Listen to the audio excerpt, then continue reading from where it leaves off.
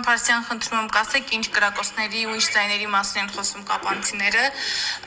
եւ ինչ հասկանանք, ինչ է կատարվում Կապանում։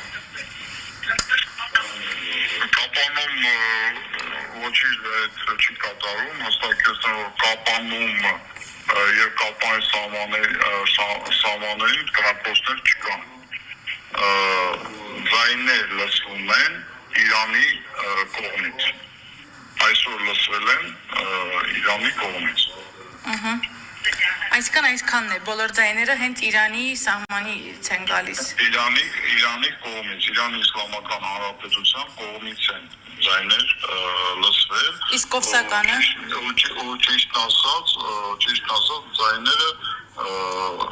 լսելի են սկսել դառնալ հենց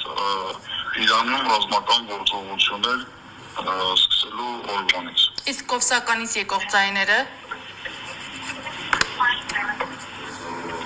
Որովհետև կապանցիները մեծ դրույթում ասացին, որ Կովսականից էլ են ձայներ լսում։